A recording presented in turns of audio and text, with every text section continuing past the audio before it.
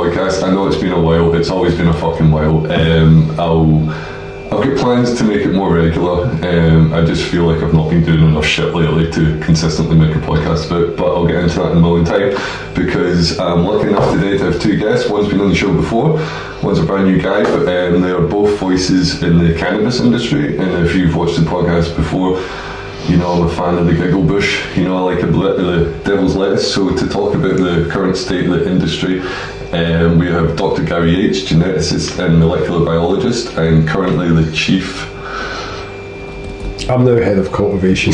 I was going to say chief of cultivation, but head of cultivation at one of the UK's first, not first, there's a few. Well, one of the first commercial licenses, there's a few. Like that's something that I want to talk about, we'll get to that in a minute. And we also have Duncan, who's a content creator and writer in the cannabis industry. And has wrote a lot of stuff, blog posts and stuff recently about the industry in general, which is that's what I want to talk about, the fact that there is a cannabis industry right now. Like growing up, when I was a teenager, you know, you went to a dealer, and this was back in the day with hash, and it was like terrible hash with like bits of fucking plastic bag in it and shit. But we still thought like that was the cream of the crop, and then weed, like flower, started coming in a bit more, but it was still, you would go to the dealer and they'd be like, what have you got? I've got green, and that was it, and you would get a 20 bag and whatever it was, if it was sticks and stems or if it was sticky or whatever the fuck, that's what it was. But now, you know, you text a guy and you get a fucking menu. It's like vacuum sealed. It's fucking like the industry is blown up, and it's still illegal in the UK. Like that's what I want to talk about. Like how do you work at a legal cannabis grow? But if I start growing cannabis, wow, it's step this way. Like what is the parameters for legally growing weed in the UK right now? Yeah, so if you want to legally grow weed in the UK, you have to obtain a license. That license comes from the Home Office. And if you want to do it for medicine, then the MHRA, the Medical and Health Regulator, they oversee, you know, that the manufacturing process essentially is what it's called. It's treated like a pharmaceutical drug, so it has to adhere to all the pharmaceutical drug processes. It has to go through clean rooms. It has to be sometimes irradiated. Certainly meant to have low microbe counts, and they all do this under something called quality. They call it the quality assurance system, and that's great for ensuring you adhere to what the regulators stipulate, but it falls short at maintaining quality that you would perceive from your text menu, you know, and that's where the disparity lies. But in terms of legality, if you say, you know, wanted to grow without a license, then you're breaking the law under any circumstance in the UK. So if you don't have a license, you shouldn't be growing. That's the letter of the law. So it's this weird paradigm where, you know, you can access it for a prescription sometimes, and this may be controversial to say, but I don't think it really should be. Sometimes people get prescriptions for fairly benign ailments, and that's, I'm not saying it's manipulated, but it's certainly not something that you would think would be on a specials medicine list. You know, something that's like so dangerous that it has to be adhered to under the strictest of, you know, basically the highest category of control in terms of pharmaceutical. That bit's a bit perplexing because it makes the job harder and it makes the expense of setting up for legal cultivation extremely high. Whereas the other side of it, in countries where they allow people to grow at home, you can get a tent for 100 quid. You know, sometimes that would come, you go to 100 quid and it'll have a light and a pot and a fan, and you can just plug it in and just go, you know. And I think like the juxtaposition between what you're having to go through with growing, like clean rooms and meeting requirements, compared to how most of the weed in the UK is grown. Do you know what I mean? Vietnamese dudes in a loft, like just racking lights off. To a point, but they also, through the legalisation in the US and Canada and such likes and other places, it's also, and Duncan will probably attest to this, it's also spurred on the home grow market, illegal or not. It's booming, it's massive, it's everywhere. But what you're saying about, you know, the days of when it was illegal immigrant workers being forced to grow in council houses and lofts and whatever. Those days are not gone, but these times are much more. It's much more craft out there than there ever was. So these people who do grow at home, and this is where I'd like to bring Duncan in, these guys are often cutting ground in terms of the quality of production, and all your high THC varieties and stuff, they were all bred generally under illegal circumstances. I mean, when we talk about street cannabis and we think about what it's like now compared to what it was like 20, 30 years ago, like maybe back in the 1990s, like you alluded to earlier on when you were talking about getting lumps of hash with bits of plastic on them and stuff, like there's always been a sort of general public perception of, you know, the kind of people who grow drugs illegally, and it's just like, they probably don't really know what they're doing. And sure, there's still people out there like that, but what's happened over the last 30 years or so has been incredible, and there's been such an uptick in professionalism, and there's so many people have truly fallen in love with growing cannabis.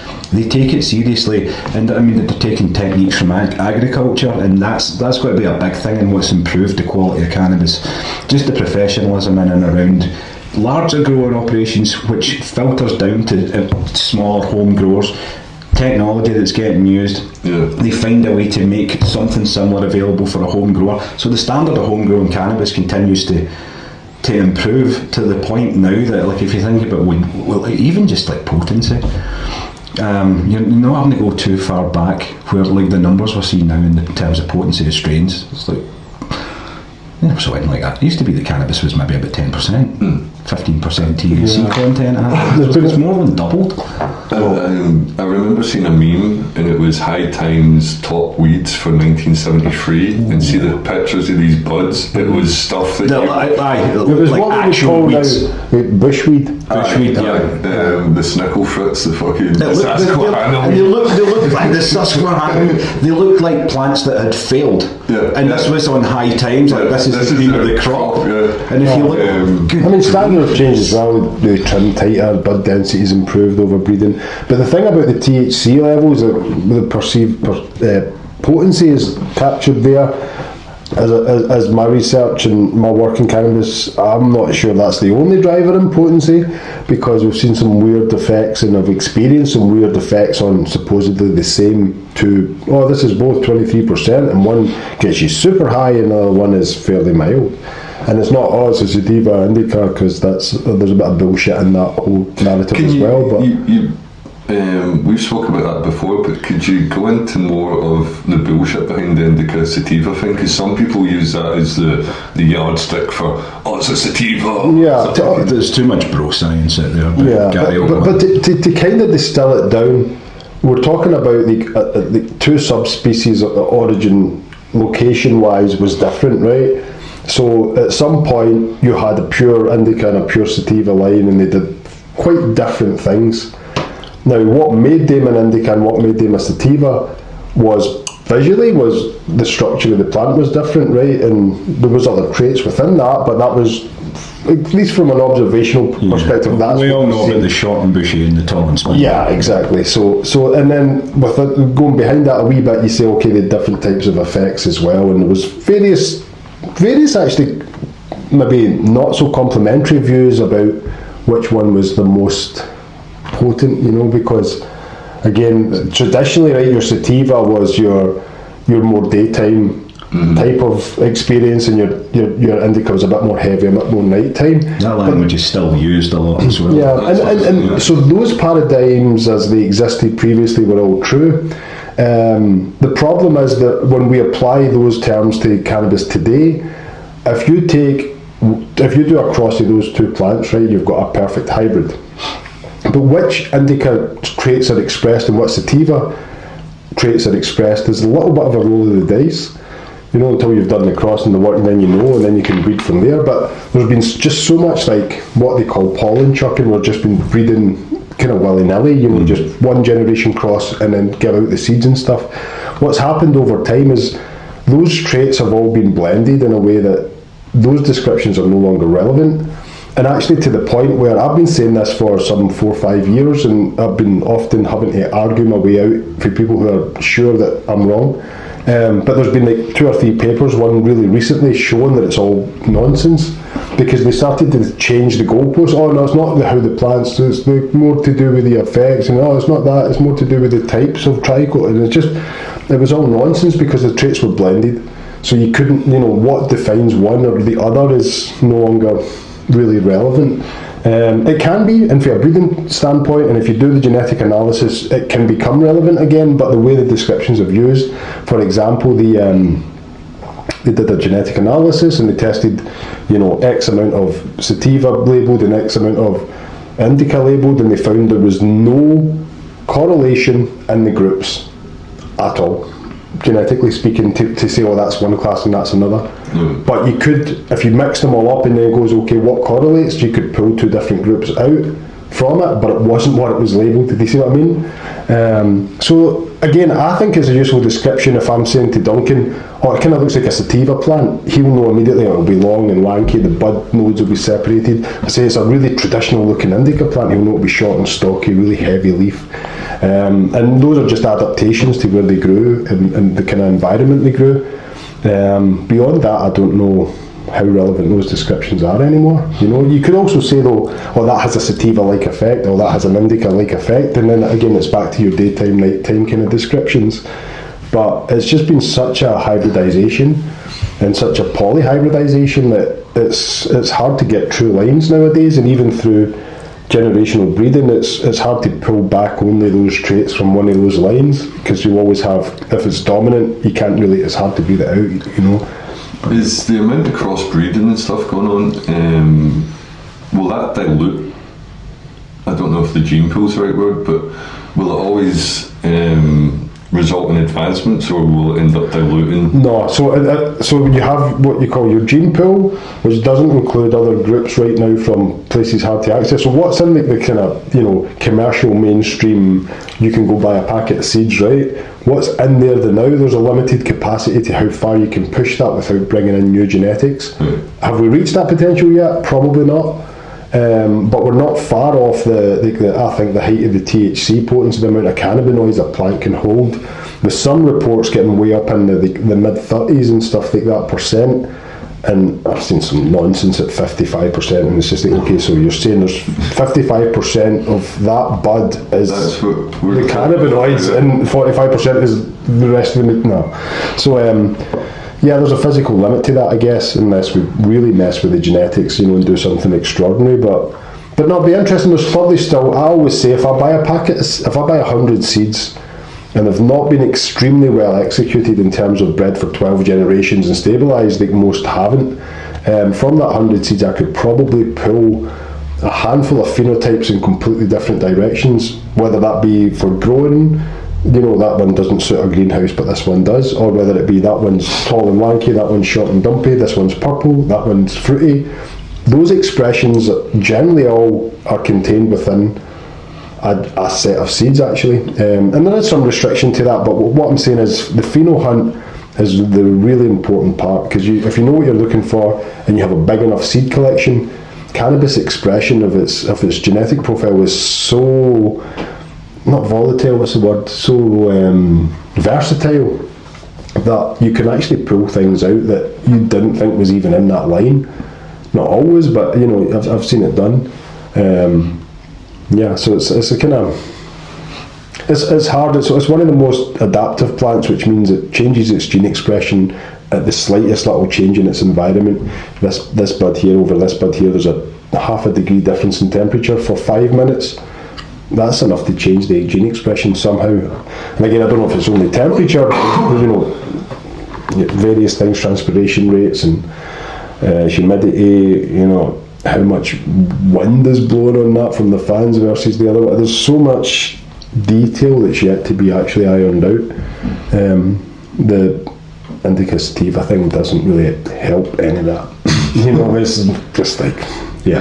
This might be quite an open-ended question, but where do you think we are in terms of general legality in the UK? Like for getting more, like, just like Canada, do you know what I mean? Like, although, like, the place I've been to Amsterdam and Canada where it's been legal. In Amsterdam, as much as I love that place, it is a touristy kind of thing, you know what I mean? But in Canada, it was just a legal resource, do you know what I mean? There was no, like, pomp and, like, there was no... As God intended. Yeah, it was just shops, it was just stores with weed in them. You go in, there's a menu, you talk to the guy, like, it was just like everything else. Like, how far are we in the UK away from recreational with the fact that there is legal grows happening? And, you know, like, I heard before you took this position, it was a few years ago, like, one of the first legal weed and one of the biggest legal weed grows in the UK was Theresa May's husband, that was on the board of the directors of the company that would be Jazz Pharmaceuticals, formerly GW. They don't basically got like over 100 patents on various applications. And that's just because they were rich enough and powerful enough. Well, because they were the only one that seemed to be allowed a license for the best part of 20 years. Like if that's not a monopoly, I don't know what is. How long have weed been growing in the UK? So I think GW started 97, 98. Fucking right, and then so when was? I thought this was like mid. But here's the thing: when was medical first legalised? 2018. Yeah. So they're allowed to do research illegally, I guess, For 21 years before anybody can. And fair enough, they made two of the biggest selling products in the world, and that's why we got the label, oh, the UK is the biggest producer of cannabis medicines. It's like a wee bit of a false narrative. It's not like we're shipping out fucking kilos of weed. As we're putting these wee bottles, that's one company's, you know. But my question, I've never had an answer to it, and I've not been interested enough to go digging because I'm otherwise busy, right? But did anybody else apply for a license in that 21 year, and why were they refused, and why was this one given one where seemingly there wasn't even a path to apply for that before? Do you know what I mean? Like and again, I think for me, I've got a question of the cabinet in charge of allowing that to happen and not allowing it to happen elsewhere, surely should be brought up on monopoly charges, because if that's not a monopoly, and again, what have they got? They've put tens of millions, if not more, into the research, right? And they've given us a lot of good stuff out. But like I say, they own the patents for all this stuff. And again, what a lot of the industry is doing and what they're trying to do and what we hope to comes tomorrow. If Jazz Pharmaceutical wanted to enact all its patents, there's a chance that they could just shut everything down, or they owe us a license fee for this. And again, if people haven't gone and looked at those patents, some of them are just like, okay, use of this gene for auto-flowering purposes. You know what I mean? Like things like as big as that, and you're like, well, so does that mean we can't go auto-flowers without paying you rights? Again, I come from the plant science world, and I've worked in projects where they've been trying to patent genes before, and I'm very morally opposed to it. I don't think you should be able to patent a gene just because you figured out what a gene does, right? And they tried to put the caveat on it. It's only patentable if you say that gene for this use. So if that gene has another use, your patent doesn't count for that. And that was the soft landing that they came to on the patent world with patenting genes. That leaves things far too wide open, though, do you know? It just doesn't seem very. You know, again, it's those who have money to do the research can then make more money by having done the research to go, it's the science and discovery like that. It's kind of like the modern day exploration. You put your flag in the new land and it becomes yours. Yeah. It's a wee bit like that, do you know what I mean? Which seems a bit barbaric in this day and age when we're trying to achieve a common goal of further understanding everything. The question as well is, do they have the best minds in the industry working there? Who's working there? They've had some good minds, but a lot of them have walked out and resigned and protest for various things. Some of them have still got a finger in that pie as well, and that's a big machine now. And like I say, Jazz take over. I'm sure they were a big American pharmaceutical company that bought them over. Don't know what that means in general terms, because they don't seem to have been very active. And since the medical thing came in, they've not. Okay, we're going to open a farm and sell cannabis straight to the patients. I don't think that's happened for Jazz and GW, so getting is a wee bit perplexing. But so in the UK now there's maybe 1, 2, 3, 4. I think there's 3 or 4 active licenses, but not all of them are actively growing yet. Like I think I'm in a position right now where we've not contributed anything to the patient market because we're basically we're just doing R&D for a bit, and you can't use that for any consumption reasons. And then now we're just building out our growing facility. But there is at least one company that's made a product and put it on the market, and the problem is the patient perception generally of the medical cannabis is that it's not that good. And I've certainly, I'm a patient, and I've certainly had horrendous stuff, like stuff I couldn't consume. It was just so bad, like completely over dried, really, really, really harsh taste, smelled like cut grass. It was just nut. And as recently as 6 months ago, but at the same time there has been a few. That have been really good. A few bangers in there. A few bangers in there, yeah. Because if you compare it to the recreational markets and places I've been, like California and Canada and Colorado, the quality is more consistent in those places. Even though again the commercial stuff seems to, and again, by the eyes of the mass consumer, is not quite as good as the stuff they're getting on the black market, which brings it back to your home grow thing. And that's just what I was about to say. If you ask the average cannabis consumer in the UK, they'll tell you that they much prefer street weed to medical. Which was the same. If they've experienced both, there's a gulf. It's not close, there's a gulf in quality. My mind was blown in Canada to just walk into dispensaries, chain dispensaries and more boutique dispensaries, and get exactly what you want. But the guy I ended up living with, he says like the black market there has improved and grown since they legalised. They're competing, so the standard really it's going to get up. Comprehend that, but then he got announced black market stuff delivered, and the price was fucking even better than the pharmacies. Not the pharmacies, the dispensaries, and the quality was fucking off the charts, you know what I mean?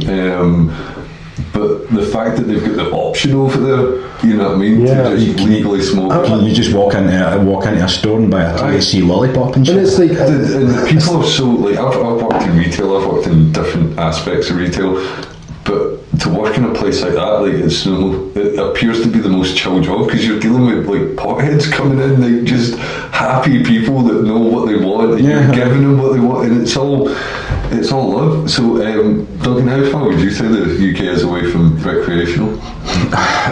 That kind of information doesn't really get leaked out much. The fact that we've got legal medical in the UK since 2018, that's usually the first domino. If you look at what's happened in other countries around the world, it usually starts off to get medical availability, and then recreational usually follows not too long after, or at least in somewhere like America, start popping up. States will go, okay. The UK is maybe closer than it's ever been, but still too far away from what I can see. Gary will tell you better. He's got a better knowledge of the industry than I, but I don't see it. I don't see it happening in the next 5 years. I don't see it in the next 10 years. No. The problem is it's all blighty. We're rigid. We tend to be, a bit more conservative. But what shocks me the most is the tax revenue that would create. Oh, it would fix. Because the UK government loves making money. Yeah. In the UK, why would you have that? Why would you have that there? Why would you have that there and not unlock it? Do you know what it might? Do you know what that might be? It might be that they don't have the expertise to know what they're doing themselves. Even they don't have the tech world. We can pull loads of resources. I know a guy that could tell them. Yeah, but what I mean is, in terms of getting their fingers in the pie before the bill's passed, that's what they like to do. Right? It seems to be any industry that's slowly emerging. It turns out there's a bunch of politicians invested in those industries. If that's not some kind of stock market fudgery, I don't know what is. I think if the UK did it tomorrow, they would do it wrong. Well, there's always that, but I just don't think that you've got the public stigma, you've got even the government stigma to a certain extent. You've got, like I say, the kind of right centre attitude is the thing we're fighting against, I guess. And I'm not saying we should be more left of it. I'm just saying that's the situation. It's we're not as a nation very open to new things and other ideas, and we're not very live and let live. Which when I spent time in the US, especially in California, I think it was just like, wow, you don't care what the guy over the fence is doing. And even the police, right? Because you've got recreational cannabis. If I just grew my own cannabis and was smoking that in front of the police, they wouldn't even care to inquire. Do you know what I mean? Because it's just like, what can we do? What's the people are getting written out for prior to legalisation convictions. Do you know what I mean? So you can't. bring people up on cannabis charges now, really, do you know what I mean? And where are we in the UK for that? From what I can gather, in terms of what law enforcement are doing about illegal grows, and I'm not making any suggestions to anybody, but from what I can gather, and I've read quite a lot and I've heard quite a bit, is that over the last decade at least, law enforcement are less interested in busting you for having 2 plants in your garden shed. They're more interested in going after the big illegal grows in the warehouses and stuff like that. And even something like a softening of the stance in law enforcement is quite interesting, but they're still no closer to legalising it. Yeah. And you spoke about the public stigma. And I'm going to tell you a story. I used to be a food delivery driver. I used to do a bit of Just Eat work back in the day, and I can tell you that probably 80% of the houses that I went to, you could smell weed at the front door. So, like, yeah, I mean, there's got to be an element of that public stigma thing in the UK. You know, there'd be the typical pearl clutching. Oh, that's terrible. But I'd love to put a pole in the field and see what's really the public perception. Well, I know way more people smoke it than you realise. But it's like way more. The objectionable voice is always the loudest. You know, 10 people in the street that all, I'll take a wee joint now and again, and then one of them hate it, and that's the voice you're going to hear. And that's but again, that's just the kind of societal infrastructure almost. But just to say as well, like, so I think we've got a lot of barriers to access for recreational. Now, that's not to say that it couldn't happen, because there's a couple of wee cheeky ways it could happen, right? So the big one would be, like, you know, and it's also about how you do it, because decriminalisation, although it seems like a good idea, there's lots of potential negatives on that as well. What you need to consider before you get up the blanket. It needs to be it needs to be controlled and regulated in some way, but I think the control and regulation, they're just way off the mark with it just now. But anyway, the sneaky way that could happen, right? So you've got, you know, obviously, Parliament could make a bill, and whatever it's called, I hate politics. They could pass some kind of, law. Okay, we're going to do this and blah blah blah. It'll take a couple of years. It'll get there. It'll go to the House of Lords, but you know what it's like. It could get held up there, whatever. So that whole process, even if it begun now, could still take 5 years, right? And I'm saying I don't think it will happen within 10 years, because I don't think we're within 5 years of the government accepting that as a possible way forward. Anyway, but what could happen is we could have, like, maybe in Scotland, we could have, rather than a kind of parliamentary intervention, we could have a police intervention where the chief... They just say they're tired of using the resources. Yeah, and we could say, okay... Did that not happen in Durham? Well, yeah, with the Durham, the chief of the old Durham County Constabulary said they wouldn't prosecute or go after people growing 4 plants in their house or consuming cannabis in their garden. You know, he was only interested in criminality, because it's not, I mean, you know, it's kind of common sense policing, really. Yeah, and it was a great thing that I lived in Durham during that time, and it was probably one of the more liberal places. I mean, Stroud is really a liberal place for cannabis. Bristol and some of the big cities, you expect a bit of tolerance, but that was like a small place. I mean, I lived in Durham City. It's barely a city. It's, you know, you guys have been, right? So it's North Durham. Aye, but so I can't remember the exact title, but there is a head of the police for the UK, for the Scotland, right? Now, if you get something passed in court which says, okay, in this case, and there's many examples of this, in this case, this home grower person, that's fine, we don't care, we're not going to prosecute you in that situation, right? If that happens, so say the person is like, their aunt lives with them, they're dying of cancer, and they wanted to produce cannabis to give to their aunt to ease their, you know, journey to the end of life, right? Who's going to give a big harsh punishment on that? It goes to court, the judge sees a bit of sense in that and goes, no, I'm not going to prosecute this. Do you know what I mean? You're only selling it, you weren't doing anything otherwise. So if that happened, you could take that case to the head of the police, and you could say, well, if we're not going to prosecute people for that, then there's no point in you enforcing that. So what you could end up is like you had in Durham, where it's like a real softening for the police, like you said, the stance, so they're not going to go after people, and it's still technically illegal, but if the police aren't going to enforce it, there's nobody to catch you doing it, so you're never going to end up in court for it. And it's because of these, and again, there is actually I'm kind of part of a group that's done this, but again, there's an accumulation of cases that are kind of pointing to like, this is a waste of everybody's time. And that could happen, and that could be a wee shortcut into we could end up with something. I mean, imagine that Scotland becomes like the place where everybody drives in the UK to get their kind of semi-legal weed. You know what I mean? That was something with the whole independence referendum. I'd heard rumours that one party said if they got independence then they would legalise cannabis, and that would be such a power move. Do you know what I mean? It would create just a sudden influx of tourism, taxes, and it would take strain off police forces. And I mean, allow them to focus resources elsewhere. And the fact like Germany's just legalised it, it's like you're talking about us being like slow. You think about Germany being pretty straight-laced and and they're like, well, arguably a more right-wing government than we had, which was even our left seems to have slided to the right. So it's a bit a statement that. The other thing I wanted to say on the kind of squeaky ways of which we could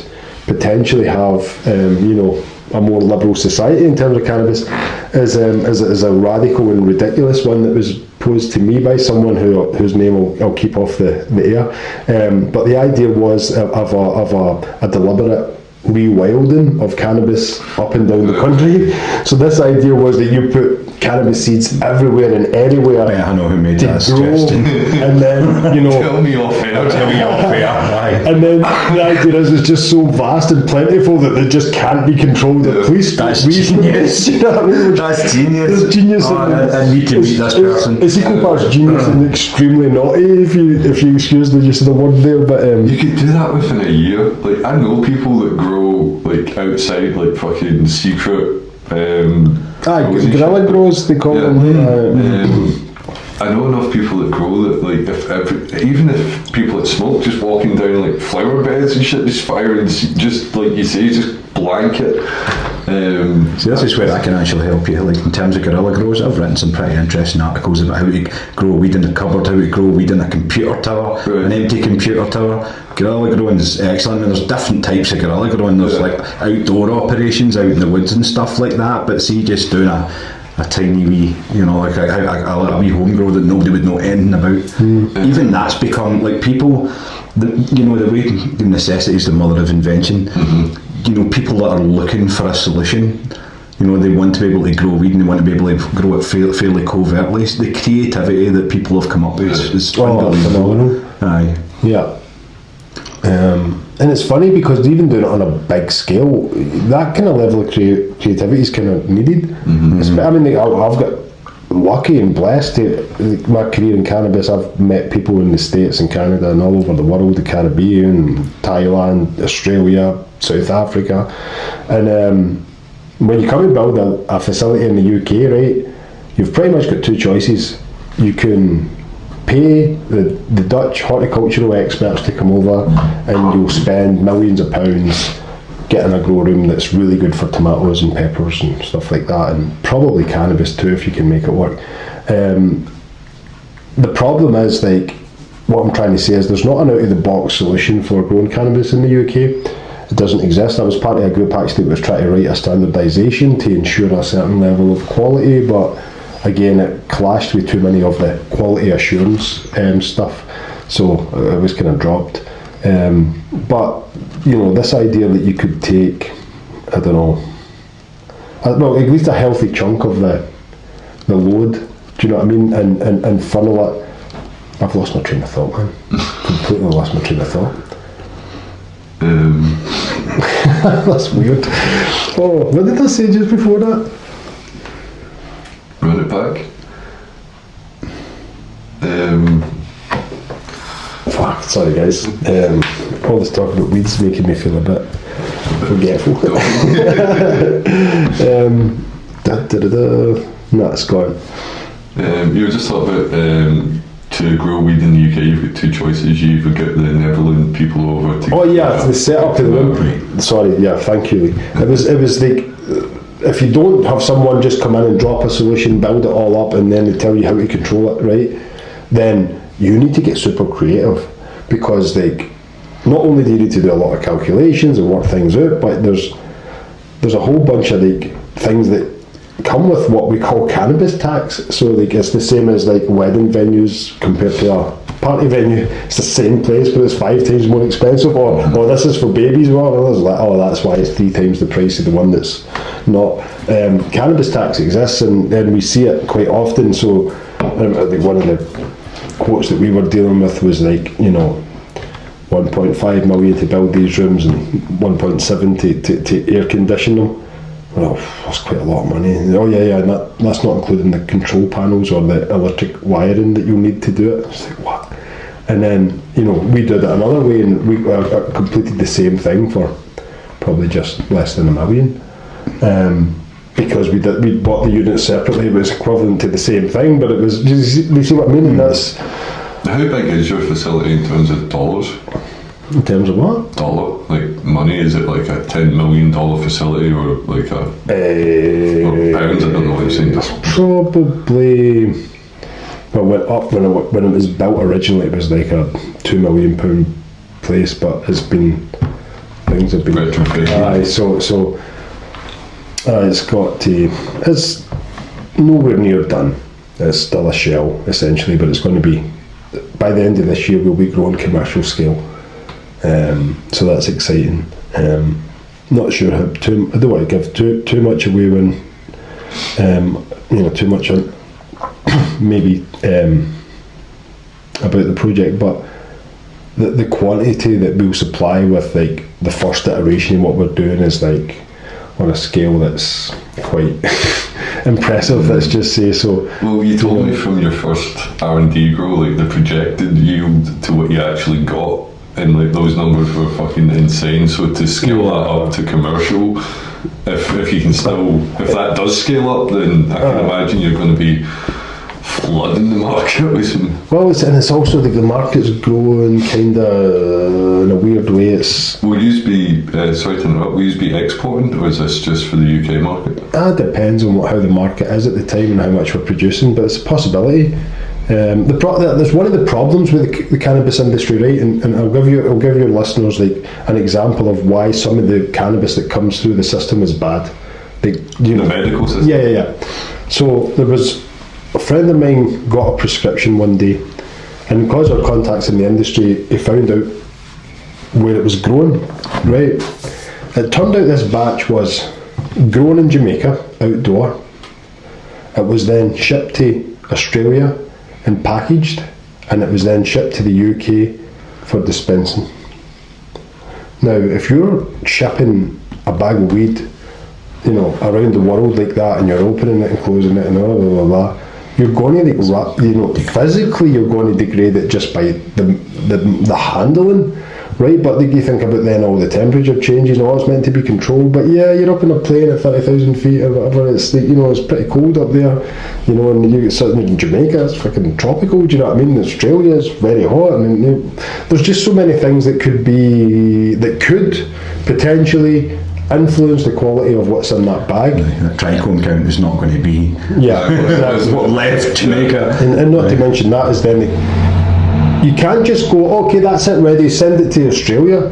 That's a 3-month paperwork process. Do you know what I mean? So and then it gets sitting for 3 months. so on and so on. So you get it in the UK and it's already 9 months old, but because they packaged it 3 months ago, that's the expiry date. It's very strange. There's loopholes in that. It's just, and again, none of it is there. There's no overseer in the regulations who's going to make sure this is good quality. Mm-hmm. Not that it just passes the quality measurements, which are a bunch of rigorous. Is it clean? Does it have pesticides? Does it tick, sell it? And it's, it's more nuanced. And that's the kind of saying that, what's in a cake? Well, just butter, eggs, flour, sugar, bang. It's a cake, right? Technically, yes, but it's not, we need to heat it and cook it. And, you know what I mean? Like, it's a wee bit like that, I feel. So what we want to do in our position is grow it UK and have it dispensed in the short possible time. Now, if we want to even move it within the UK again, we need to apply for a permit and you do it like that. So it takes some time, and you need to maybe dry it and package it and then dispense it. So, but what the idea is, if we can try with the target, which might seem impossible right now if anybody's in the industry, but the target is to go from, once it's dried and ready, to in the patient's hands 2 weeks. That's the goal, and it doesn't take a flight anywhere. You know, and plus just think about the amount of fuel that burns and the cost it must add up. That's a big carbon footprint for. So what I'm trying to do is create really high quality for an affordable price, because we don't need to ship it everywhere. Do you know what I mean? So we can put our efforts into grow it higher, maybe in a higher cost of production, just so you get that quality assurance quality, and the street perceived quality, that's called, or the patient is perceived quality, and then do it for an affordable price. Because that's the other thing. I mean, the cannabis in the legal market can go up to $13.50 a gram, but you can also get $4 a gram on that same menu. You know, I don't like people pay, especially if they're really in need of it for medical reasons. How can you charge them £13.50 a gram? That's where the industry's skewed, right? The people who minor ailments get a prescription, and they're middle class and they're rich and they can just afford to pay that, and it cleans up their supply. Fair enough, but and that's what I'm saying. It's just, it could be doing with a bit of restructure. We need to be just a bit softer. It shouldn't be. These guys should be able to source weed from wherever they want, and it's not in the medical process. Do you know what I mean? Like, medicine is absolutely essential, but again, flower isn't the best medicine for a serious illness. There's oils and things like that, something that's much more measurable and consistent. Flower's great for its other uses, do you know what I mean? But and that's what I'd like to see, is just a separation out of, like, okay, if you're consuming flower, you're not going to go and start beating people up and robbing banks, do you know what I mean? Like, that's just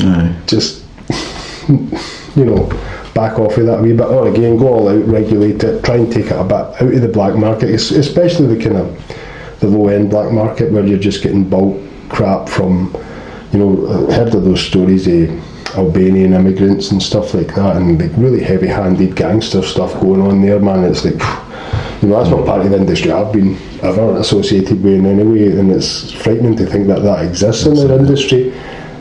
But yeah, pretty scary stuff. I think we'll call it there. I'm still trying to keep the Lively down to half-hour episodes, but if you have any questions on cannabis at all, drop them in the comments and I can pass them on to either of these guys and give you an answer, or we can do this again.